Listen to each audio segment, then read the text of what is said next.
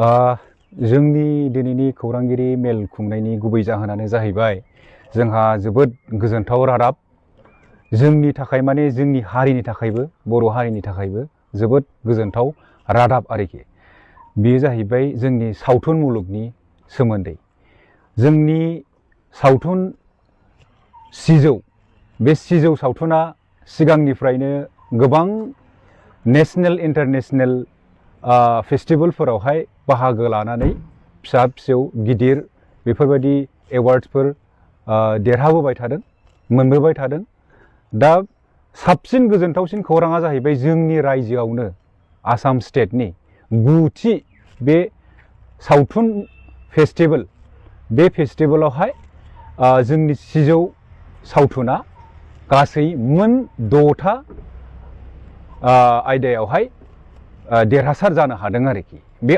आयदाफोरानो जाहैबाय गासै सेथियाव first debut director माने गोदानै बिथोनगिरि हिसाबै आरो नैथियाव एडिटर आरो थामथियाव मेकआप ब्रैथियाव कस्टिउम आरो बाथियाव आर्ट डाइरेक्टर आरो दथियाव जाहैबाय आं नेगेटिव विलेन रलनि थाखाय आरोखि सोर मोननो हादोंमोन बे बान्थाखौ बे बान्थायाव मोननायनि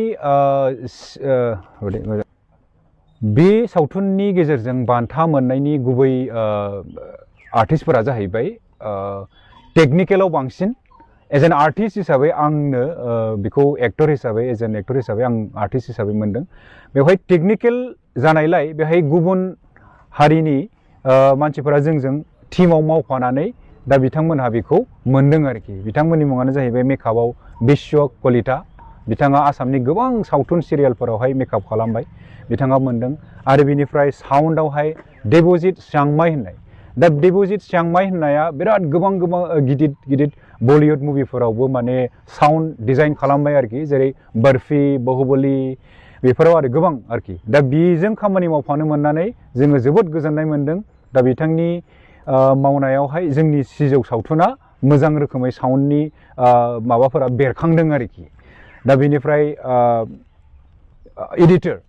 एडिटराबो बेहाय गोबां बिफाव लादों बे एडिटरनि बिबो गोदान एडिटर थेवब्लाबो बिथाङा गोदान एडिटरब्लाबो जोंनि सावथुनखौ जोबोद मोजाङै एडिट खालामनानै बेसिम लांनो हादों आरोखि बिनिफ्राय गिबियावनोथ' जाहैबाय जोंहा डाइरेक्टर बे डाइरेक्टर बिथाङाबो बे सिनेमाया बिथांनि गिबिसिन फिचार फिल्म होननानै बुंदों दा बे गिबिसिन फिचार फिल्मखौ बिथाङा ओरैबायदि गोसो होनानै मोजाङै बानायदों जे माने गोबां रिसार्च खालायदों स्क्रिप्टनि सिगां गोबां डिसकासन खालामदों बयनावबो इन्टारभिउ लादों सोंदों बेनिफ्राय जोंनि सिजौ सावथुननि गाहाय प्लटआथ' जाहैबाय इन्ड' भुटान माने भुटान रायजोआवबो थांनानै गोबां रिसार्च खालामहैनाय जादों दा बेनिफ्राय गोबां माने रिसार्च खालामनानै बिथाङा बे गिबिसिन गावनि फिचार फिल्मखौ बानायनायावहाय बे साक्सेससिम फैनो हादों आरोखि बे सावथुनाथ' अलरेडि जोंहा 2020आव रिलिज जाखांबाय बेवहाय गोबां रोखोमनि गोबां माबा जायगायावहाय जोङो पेन्डेलावबो श' खालामदों जोंनि जायनाखि प्रजेक्टर श' खालामो जोङो लकेलावहाय बेफोरावबो मोजां रेसपन्सखौनो मोनदों आरो बिनिफ्राय जोंहा सिनेमा हलावबो बेखौ रिलिज होदों आरो बिनिफ्राय स्टेटनि गोबां नेशनेल इन्टारनेशनेल फेस्टिभेलफोरावबो बाहागो लाहैनानै गोबां मोजां रोखोमनि रेसपन्स मोनदों आरोखि बे सिजौ सावथुना इन्डियान पेन'रमा जायनाखि बियो जोंनि इन्डियानि देरसिन फिल्म फेस्टिभेल गवायाव जायो बे फिल्म फेस्टिभेलावबो बे सिजौ सावथुना माने सेलेक्शन जादोंमोन आरोखि जों देरहानो हायाखै अब्लाबो सेलेक्ट जानायाबो बियो मोनसे जोबोद गिदिर माबा आरोखि बिफाव आरोखि आं सानो गिबियावनो आंथ' सासे ट्रेनिं लानाय एक्टर हिसाबै माने ट्रेनिं लानाया गोनां दा बेहाय ट्रेनिं लानायनि बेलायावहाय आं बुंनो नागिरनाय बाथ्राया जाहैबाय मा साफ्रोमबो मानसिहा गोजानाव थांनानै ट्रेनिं लाहैनो हायाब्लाबो खाथियावनो खाथि खालायाव आजिखालि ड्रामा वार्कशप फिसा फिसा बिदिनो थियेटार वार्कशप बेफोरावहाय बाहागो लानानै गावनि एक्टिं स्किलखौ डेभेलप खालामनो हायो। दा बेनिफ्राय जोङो सावथुन मुलुगाव आरो खामानि मावहैयोबा साबसिन गावनि स्किलखौ आरो एक्सप्लर खालामनो हाबावो आरोखि।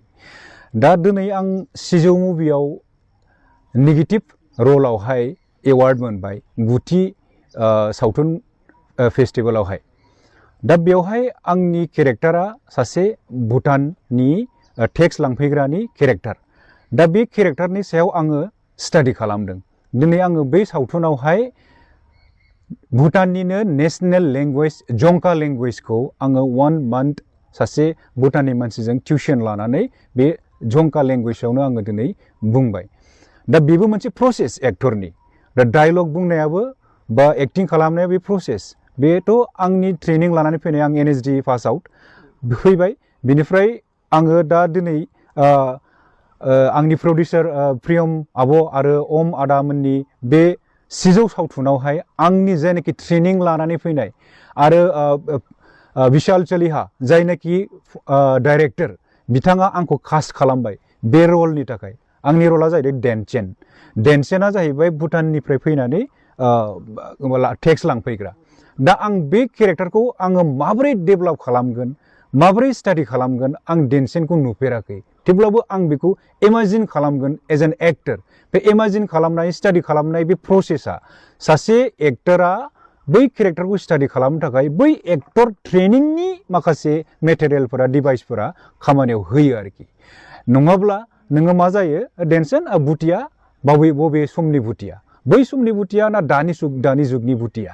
दा सोरबा स्टाडि गैयालासिनो डाइरेक्ट भुटियानि रल खालामनानै भुटिया ड्रेस गाननानै खालामलाबायबा बे बुस्थुआ जानाय नङा आरोखि। दा बेवहाय बहुद डिपलि मेडिटेसन नांगौ, स्टाडि खालामनांगौ, बाहाय स्ट्रागल दङ। दा एक्टिं होननाय बुस्थुआ साधना बुस्थु आरोखि। बेखौ ओरैनो गाब्रबग्रा बानायब्रबग्रा दे खालामब्रबसै होननाय जाया आरोखि बेबायदि। दा बेवहाय आं दिनै जोबोद साबायखर बावो आंनि प्रडिउसार आरो डाइरेक्टरफोरखौ। आंनि ट्रेनिं लानानै फैनाय जायनाखि साधना लानानै फैनायखौ बे सिजौ सावथुनावहाय आं एक्सप्लर खालामनो खाबु मोनदों। बिनि थाखाय आङो गोसो सिंनिफ्राय जोबोद साबायखर बावो आरोखि। बिनि जाहोनाथ' सिम्पोल। आङो गोबां जोंनि बर' सावथुननि फिसा बिदिनो प्रेस मिट लानायफोरावबो आङो बुंबायानो, बा मिटिंफोराव दावथिंफोराव आं बुंबायानो कि माने मोनसे फेस्टिभेलावहाय बाहागो लानो थाखाय माखासे रुल्स एन्ड रेगुलेसन थायो। बे रुल्स आरो रेगुलेसनखौ फल' खालायनांगोन। बे रुल्स एन्ड रेगुलेसनानो जाहैबाय उइदाउट सेन्सर बर्डआव नोङो सेन्सर खालायाब्ला नोङो बै फेस्टिभेलाव बाहागो लाहैनोनो खाबु मोनखाया। दा बाथ्राया जाहैबाय सेन्सर खालायनांगोन। सेन्सर खालायनायनि उनावसो नोङो बै फेस्टिभेलाव बाहागो लाहैनो हागोन। दा जोंनि बर' सावथुनफोरा बोसोरावहाय गासै 20-25था सावथुन बानायो। नाथाय सेन्सर गैयैनि थाखाय बिथांमोनहा सेन्सर गैयैनि बाजेट गैयि, सेन्सर बानायनो बाजेटबो गैयाबो जानो हागौ। मानो होनबा बहुद टाइटजों बाजेटजों सिनेमा बानायोथ', सावथुन बानायोथ', बेनि थाखायनो बिथांमोनहा जानो हागौ बैबायदि फेस्टिभेलफोराव बाहागो लाहैनो खाबु मोनाखै। बेनिखायनो बे एवार्डखौ देरहानायसिम सफैयाखै। दासोथ' अनेक माने बाथ्रा बुंलांबाय। जोंना डाइरेक्टरा बुंबाय, जोंना प्रडिउसाराबो बुंबाय, जोंना जयन्त नार्जारिया बुंबाय। थ' आं बारा सम लाला। आं बेखौनो बुंनो सानदों जे सावथुन मुलुगाव आं 2002निफ्रायनो एक्सुवेलि आं मावबोगासिनो दं। थ' 2002निफ्राय अनेक एक्सपिरियेन्स मोनबोबाय। थ' आब'जोंबो आं प्रडिउसार प्रियम आब'जोंबो आं अनेक खामानि मावनो माने खाबु मोनदों। थ' अनेक फिल्मावबो आंखौ चान्स होदों। बेनि थाखाय आब'खौ आं थेंक इउ होननांगोन। मानोना आब' नङामोनबा आं बे सिजौ सावथुन माब्लाबाबो साक्सेस जानो हानाय नङामोन। थ' जियानो जाथों आं सिजौनि सोमोन्दै फंनैसो बुंनोसै। थ' सिजौ सावथुनाव एक्सुवेलि जों जेराव लकेसन बे जोंनि जेरावनाखि गामि सायखंगुरि बाक्सानि, थ' बेयावनो अलमस्ट 70% शुटखौ लानाय जादोंमोन। अरुणाचलावबो लानाय जादोंमोन आरो मानास सिङावबो लानाय जादोंमोन। थ' बेयाव जोंनि होल टिमानो अनेक खस्थ' खालामदों। आरो जोंनिनो गामिनि माने मानसिफोरा अलमस्ट गामियानो अनेक बे सावथुननि थाखाय माने जोंखौ हेफाजाब होदों। बिनि थाखाय आं माने साबायखर होनांगोन। आरो बिदिनो जोंना सावथुनाबो दिनै साक्सेस जाबाय। मानोना जोंना देग्लाय जोङो 6 केटेगरियाव जोङो मा होनो एवार्ड मोनदों बेखौ जयन्त नार्जारिया बुंखांबाय थ' दा अनेक जोंना मा होनो रायजो राजाफोरा आंखौ सोंबाय थायो जे जोङो माबादि नुगोन माला इउटुबाव हगारगोन माला माबादि नुनो मोनगोन थ' मोनसे गोजोनथाव बाथ्रा दे जोङो रिसेन्टलि जों बेखौ जोङो इउटुब नङाबा जोङो OTT प्लेटफर्माव जों हगारसिगोन थ' रायजो राजाफोरा एसे फल' खालामबाय थाबानो जाबाय ससियेल मिडियाफोराव थ' जेब्ला रिलिज जागोन होमबा आं खनसे आरो फिन आं प्रेस कनफारेन्सआव आं बुंगोन एक्चुअली बेयाव अनेक माने बुंनो थाङोबाथ' बहुत हिस्ट्रि दं थ' आं आरो दा डाइरेक्टर बिशाल सालिहा बेजों आं खनसे गावनिनो माने शर्ट डकुमेन्टारि साबधान होननाय शर्ट डकुमेन्टारि इन्टारनेशनेल माने मा होनो जार्मानिनि फ्रेंकफुर्टआव सेलेक्ट जादोंमोन बै समाव जोङो जेब्ला थांदों जों फेस्टिभेलाव गल्डेन ट्री इन्टारनेशनेल फिल्म फेस्टिभेलाव जों जेब्ला ज' थांदों होमबानो अनेक आं डाइरेक्टर प्रडिउसार इन्टारनेशनेल लेभेलनि लोगो मोन्दोंमोन आरो होमबानो आं सानखादोंमोन जे आंनाबो जुदि फिल्म माने सावथुना जुदि इन्टारनेशनेल लेभेलसिम जुदि बिदिनो जुदि माने वर्ल्ड वाइड हिसाबै जुदि आंनि सावथुना जुदि नुनो मोनोबा बा आंबो जुदि पार्टिसिपेट लानो हायोबा बेसे गोग्गाथाव खोथा थ' बै समाव आंनि फंबायनिया थांदों नो डाउट खिन्थु फंबायनिजोंनो आं गोग्गारै बै समावनो लादोंमोन खिन्थु आं सानोमोन सिं सिं जिहेतु आं 2020 माने 21 निफ्रायनो आं सरि 2000 मा होनो 2 निफ्रायनो आं जिहेतु बे माने सावथुन मुलुगजों दं बेनिखायनो गासिबो एक्चुअली जाय जाय आर्टिस्ट बिसोरनो सिमां थाखायोनो जे गावनि फिल्मा नेशनेल इन्टारनेशनेल लेभेलसिम थांथों थ' बेबायदिनो आंनाबो सिमां दंमोन थ' बिदिनो सावरायलायनाय जाबाय जे माने बिदिनो नेक्स्ट जुदि जों प्रजेक्टखौ खालामबा खालामसै जोङो थ' माखौ लानानै बानाय जायो थ' बिदिनो लासै लासैनो सावरायलायनाय जाबाय थ' सावरायलायनानै लास्टआव जोङो फाइनालि जोङो सिजौनि जि दा स्क्रिप्ट माने मा होनो जोंनि गंगारनि आरो जोंनि बर'नि कम्बाइननि मोनसे स्ट'रि लानानै जों बानायनायखौ जों बैनिफ्रायनो सावराय आरो अनेक रिसार्चबो खालामनाय जाबाय भुटानाव जोंनि बर'नि इन्टेलेक्सुयेलफोरजोंबो रायलायनाय जाबाय थ' आरो उन्दैयावबो खोनाखाबाय थाखायोमोननो जोंनि आइ आफामोनानो बुंखायोमोन थ' आंबो बिशालखौ बुंबाय जे बिदिबो जोंना माने दंमोन आरो स्ट'रि थ' गावबो मोजां मोननानै गाव माने आवगायबोबाय आरो थ' जिहेतु रांनिबो बहुत माने जिहेतु बे माने एसे बिग बाजेटनि जिहेतु सावथुनमोन थ' आब'खौबो जों ज' एज ए फेमिलि हिसाबै जों सावरायलायनानै जों सानैबो जों आवगायनानै फैबाय आरो थ' बिशालनि डाइरेक्सनावनो बे सावथुनखौ बानाय जाबाय थिग बिदिनो जोङो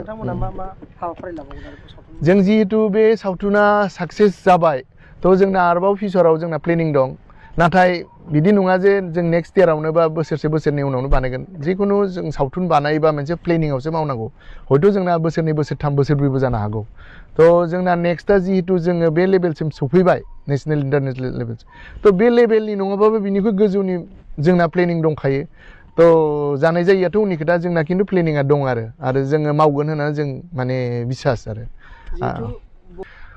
दा आवगायाव आं दिनै अनेक बोसोरनिफ्रायनो आं नुबोगासिनो दं जोंनि आर्टिस्टफोरा बै समाव प्रफेसनेल हिसाबाव जोंनि बे माने इन्डास्ट्रियाव जों एक्सुवेलि जों माने लानो हायामोन आरो जे बेनो प्रफेसनेल हिसाबाव खिन्थु दा बिदि जाबाय जोङो प्रफेसनेल हिसाबावबो एसेबाबो लानो हायो मानोना दा जोंनि एभ्रि इयार जोंना माने 20 to 30 तासो जोंना सावथुन ओंखारो आरो जोंना दा लासै लासैनो जोंनि BTC एरियायाव माने हलबो जागासिनो दं थ' बिदिनो जुदि बारायलांबाय थायोबा होमबा अबभियासलि जोंनि रेभिनिउ जि मोनो बेखौ सबनाबो हेफाजाब मोनगोन बेखौ आरो दा जोंनि अलमस्ट मथा मथि 100+ जोंना प्रजेक्टाराव गामि जोंना माने मा होनो माबा जायो आरो मा होनो गामि जोङो सावथुनखौ देखायनो हायो थ' बेयाव दाना 30 to 40,000 प्रडिउसारफोरा मोनो थ' आवगायावबा जोंना बारा मोनामोन बिदिनो माने 10,000 15,000 20 बिदि टाइप मोनोमोन थ' दा लासै बारायलांगासिनो दं